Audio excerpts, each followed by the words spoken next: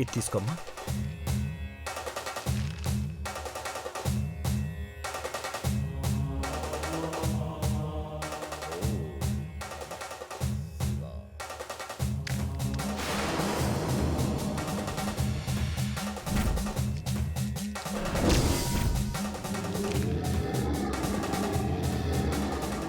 అగ్నిహోత్రమైన ఈ మంగళసూత్రాలను పట్టుకొని ఈ గర్భగుడి చుట్టూ 3 ప్రదక్షిణలు చేసి బ్రహ్మముహూర్తంలో 3 ముళ్ళు పడేలా చూడమని ఆ భగవంతుణ్ణి స్మరిస్తూ తిరిగి రండమ్మా.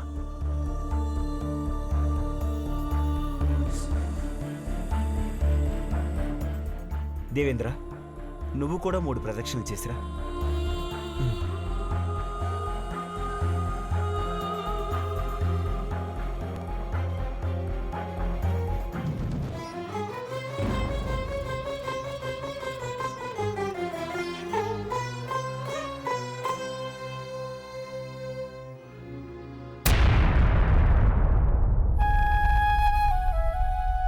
నా జీవితంలోకి రావాల్సిన వ్యక్తి ఎవరో తెలియాలంటే నా కథం నాకు గుర్తు రావాలి.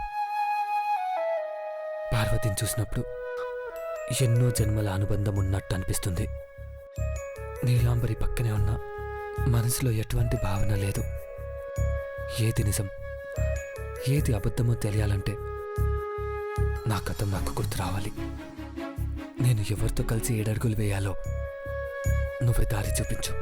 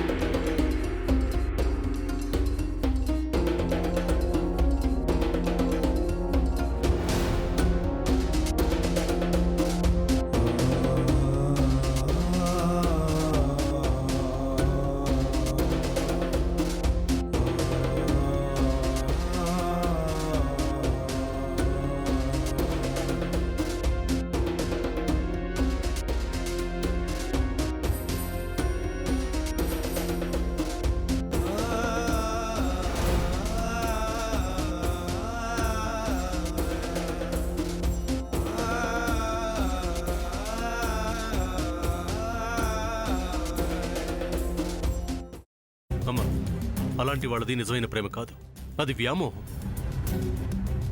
ఎగ్జాక్ట్లీ చిన్నత్త, నిజంగా ప్రేమించుకున్న వాళ్ళు అలా చేయరు. ఎంత మనసు విరిగిపోతే కన్న కూతుర్ని పట్టుకొని మా దృష్టిలో చచ్చిపోయా ఉంటుందా తల్లి? అది సరే అమ్మా, తన కూతురుతో తన ఆ మాట అనేటప్పుడు ఆమె మాటల్లో వ్యథ, కళ్ళల్లో బాధ గమనించావమ్మా? పెద్దబాబుకు బర్త్డే విషెస్ చెప్పు కూడా వెళ్ళాం కదా. ఊరికే ఎలా కాలిపోతుంది? మంట పెడితేనో పడితేనో తగలబడుతుంది.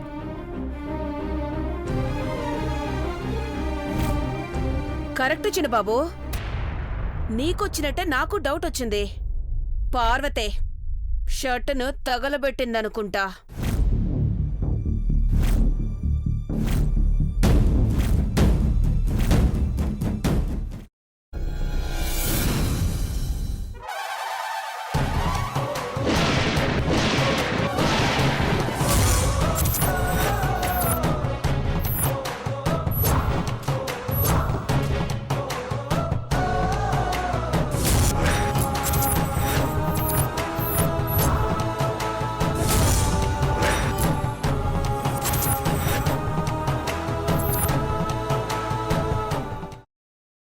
తర్వాత పొట్టు తీసేసి చాప్ చేసి పక్కన పెట్టుకోవాలి.